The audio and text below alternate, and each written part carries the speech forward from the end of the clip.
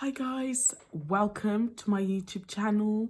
If you're a returning subscriber or returning viewer, thank you so much for coming to my channel and for watching my videos. It means so much to me. If you haven't subscribed though, subscribe and keep liking my videos.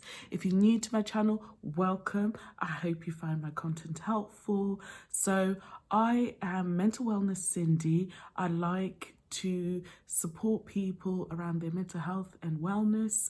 I have 20 years experience as a mental health professional, and I'm here just to share what I've learned and also to learn from people. So there's so many forums where people are coming to me and talking to me about what they're going through, and they will ask me maybe to make a special piece for them on a particular topic, and I've actually done that a few times now. So if there's something that you're struggling with and you just need a bit more advice on, then feel free to get in touch with me either in my DMs or in my comments. Or if you want to get into my DMs, then you need to go to my Instagram. It's Mental Wellness Cindy, mental_wellness_Cindy, and I will respond. I read all my emails, so it won't be missed. And I try and produce content daily. Sometimes I do that in podcast form because I also have a podcast, which is also Mental Wellness Cindy, which you can find it in loads of places now.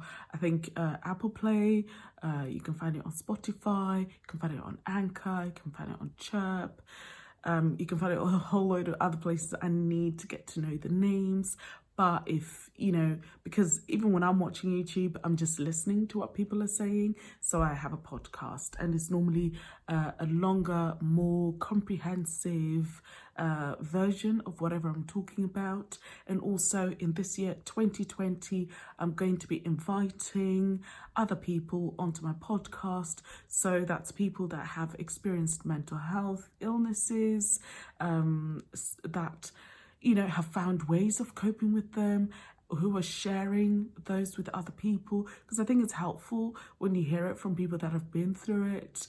Because for myself, I'm a professional, I have been depressed, I've been anxious, and I can talk about it from that point, but I haven't had every mental illness, so I find it useful to talk to other people who have experience of that. So I try and make it as helpful as possible for everybody who comes to the channel. I also like doing a bit of beauty, so you will find in my 1-minute makeup section my 1-minute makeup tips that you can follow, but mainly it's all about wellness. And for me, beauty is part of wellness because it makes me feel better, and do what makes you feel better. That's what it's all about. So today, what did I want to talk about? Today, I wanted to talk about support networks and why they're important. And this is something that came to me over Christmas. I spent all of Christmas with my family. It was absolutely amazing because I find that it's one of those times where you just get to laugh, because these are people that have known you and you have a lot of history, and you can't bullshit them, just to put it like that.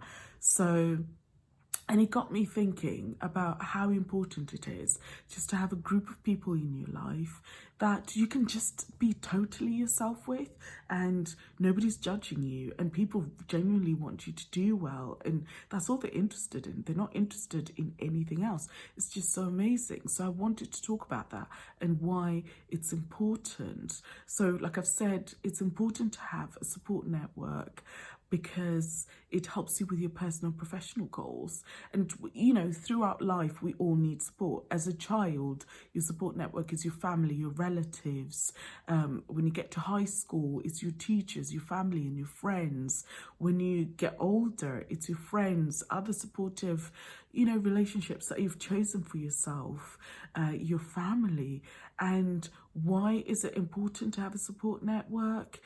Apart from the personal and professional development, research has shown that people with supportive networks and supportive relationships have a reduced chance of developing mental illnesses, and they also have an increased chance of mental wellness.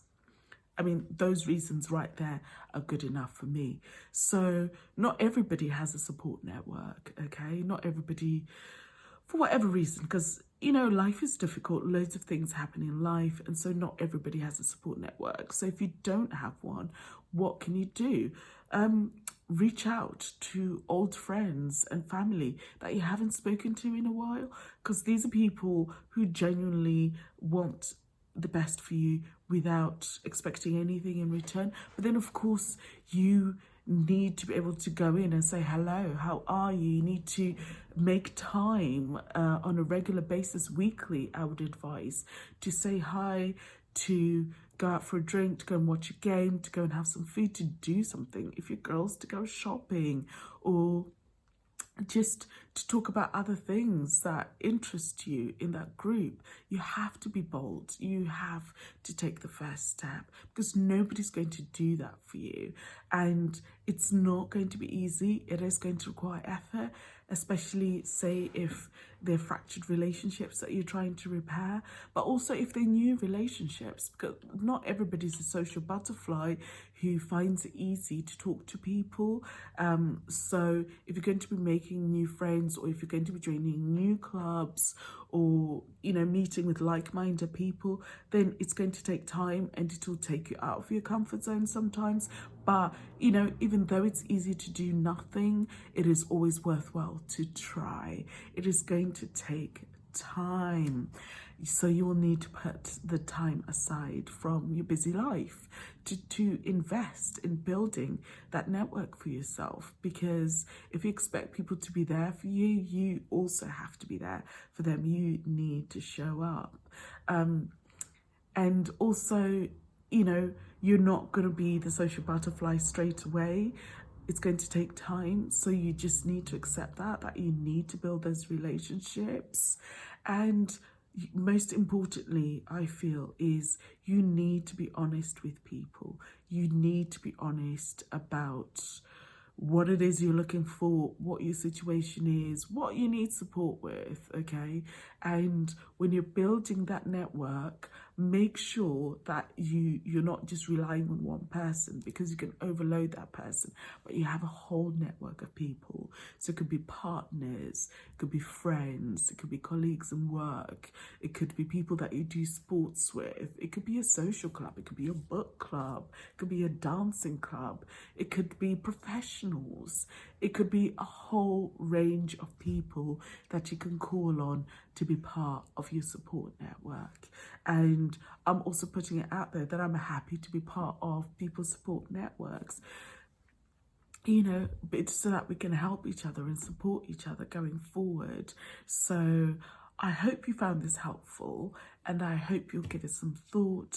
And if you already have your support networks, make sure that you're still putting in the time, still putting in the effort, and also making sure that the people in your network are okay. And it's not just a give to you, it's a give and take, because that's what relationships are all about. It's a little bit of giving, a little bit of taking. Sometimes it's a lot of giving, a little bit of taking, because we all have different needs at different times.